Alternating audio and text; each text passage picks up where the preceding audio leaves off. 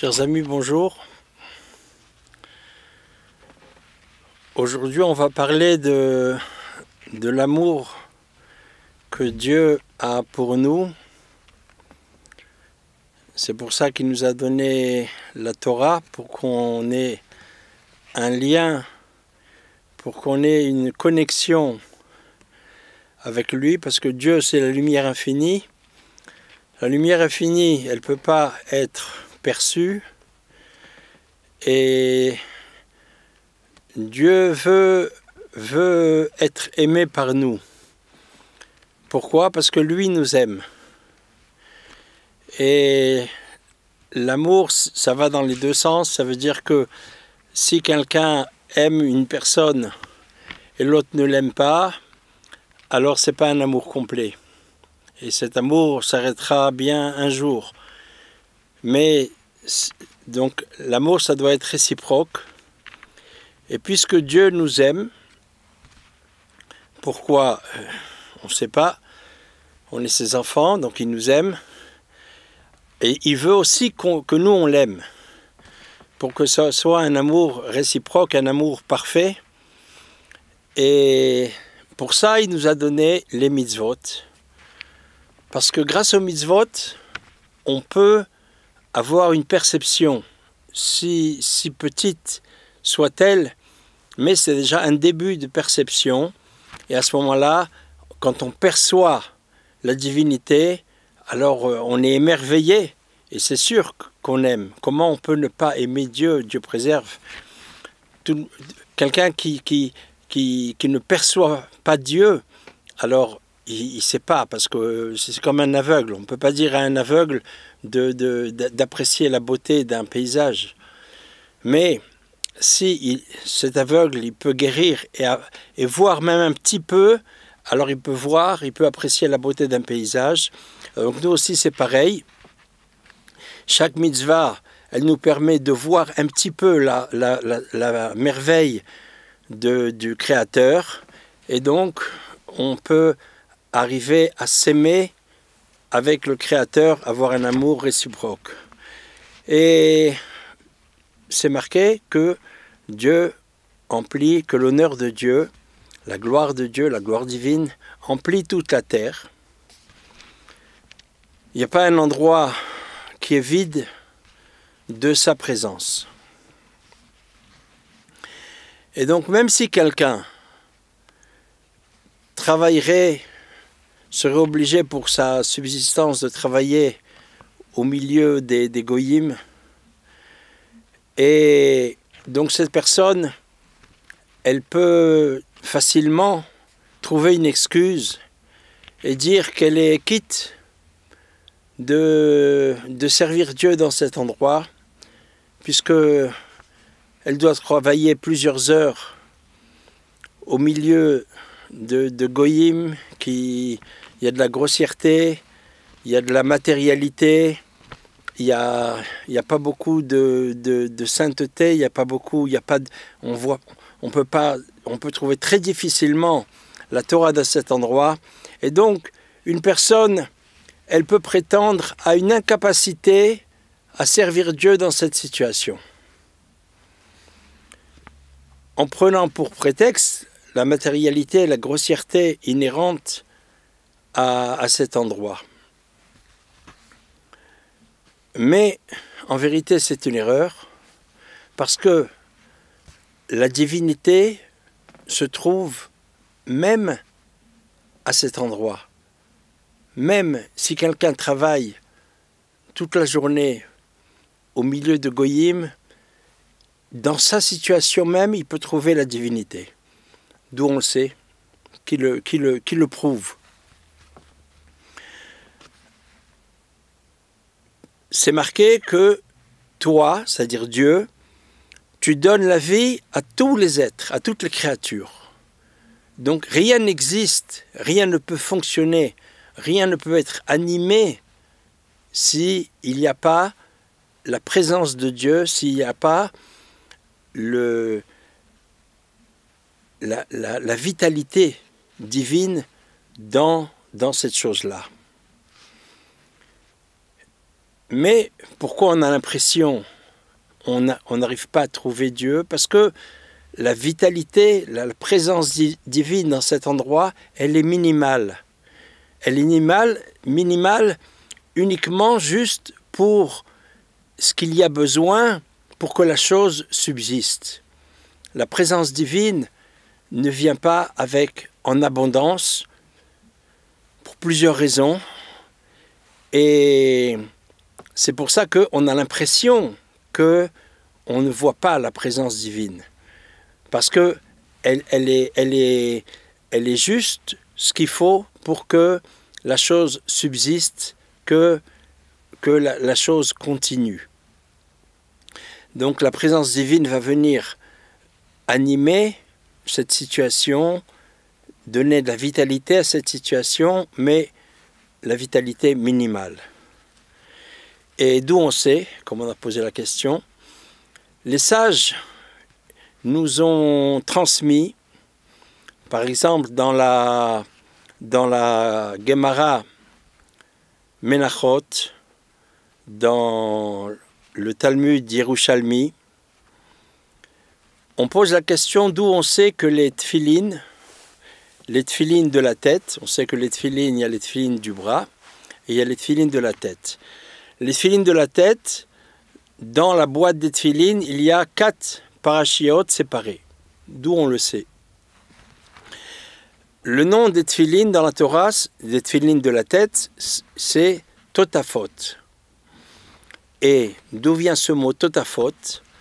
Rabbi Akiva il nous dit, ce mot, c'est un mot composé, parce que en 4 filles, c'est un lachon, une langue d'une peuplade éloignée, le mot tot veut dire 2, et en Afrique, un pays aussi très éloigné, le mot faute veut dire 2.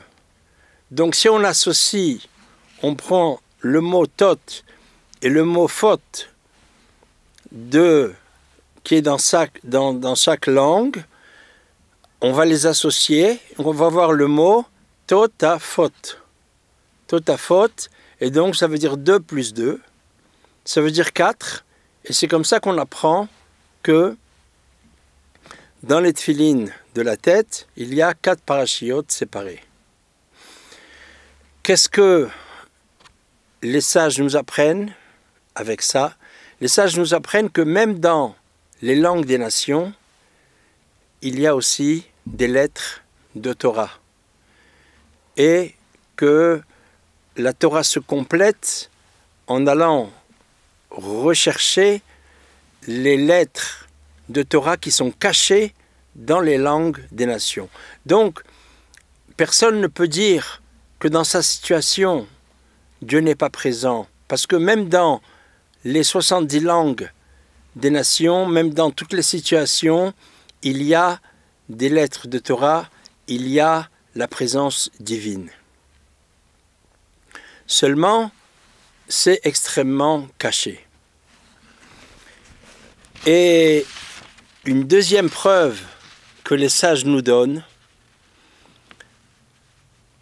les sages nous disent que si quelqu'un pose la question, un yid viendrait, un juif viendrait poser la question, où est ton Dieu? Donc, qu'est-ce qu'on pourrait répondre? On pourrait répondre que Dieu, tu veux voir Dieu, viens un jour de Yom Kippour à la synagogue. Tu verras l'effervescence, tu verras l'émotion, tu verras que Dieu est présent. Ou alors viens un jour de fête, la fête de Pessah. Et en Israël, tu verras, viens au Kotel, tu verras la beauté du peuple juif, la ferveur. Donc, la Gemara ne répond pas comme ça. Si un juif, il vient nous dire où est ton Dieu, on va lui répondre, Dieu, il est à Rome. Dieu, il est au Vatican. Ça veut dire quoi? Ça veut dire que si toi tu poses cette question, où est ton Dieu? Ça veut dire que tu as l'impression que là où toi tu es, tu as l'impression que Dieu n'est pas présent là-bas. Mais tu te trompes, parce que Dieu est présent et partout, partout, dans toutes les situations.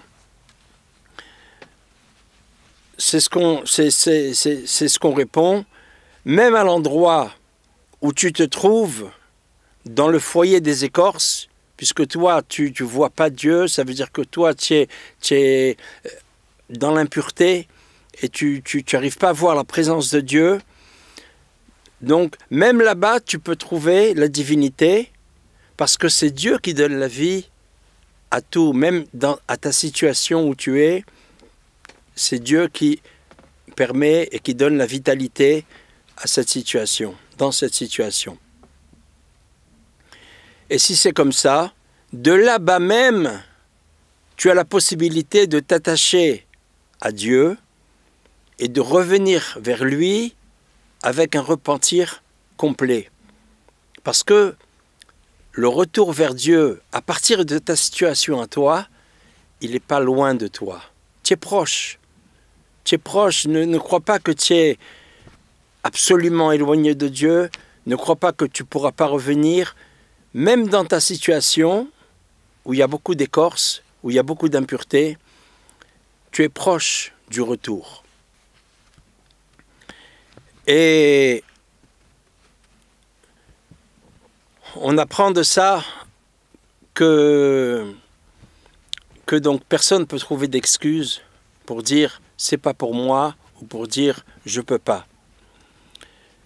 La Torah nous enseigne qu'il y a des bons jours, des jours où il y a de la réussite, de l'abondance, du bonheur.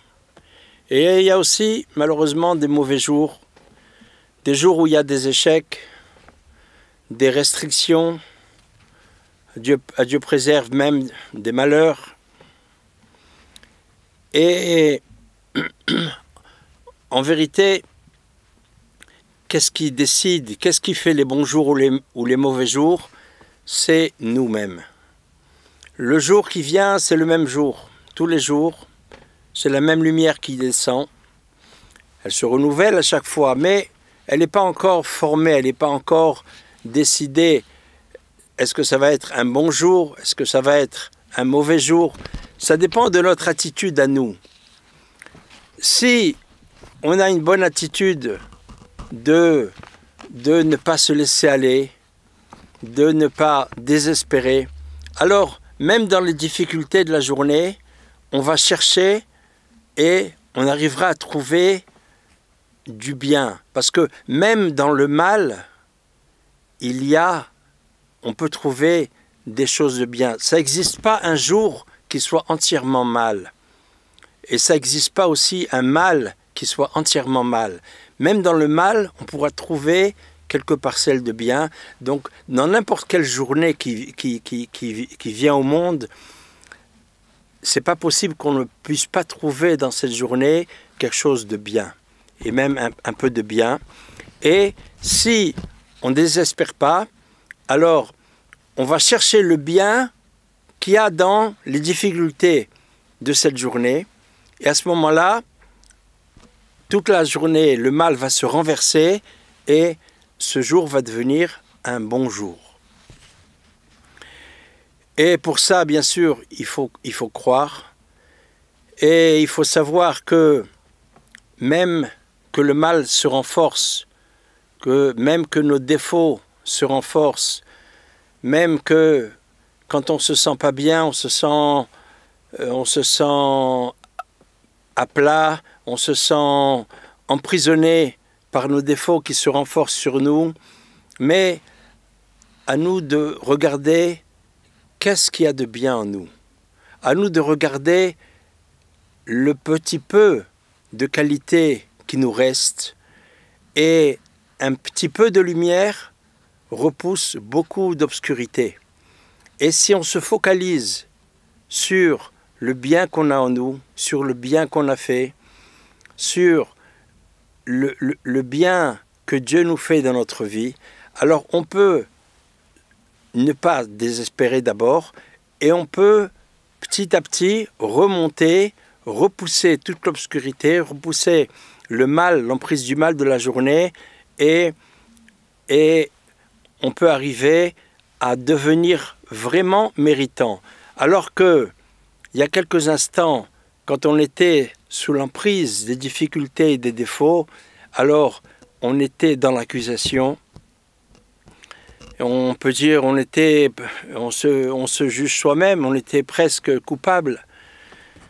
On est presque voué à rater notre journée.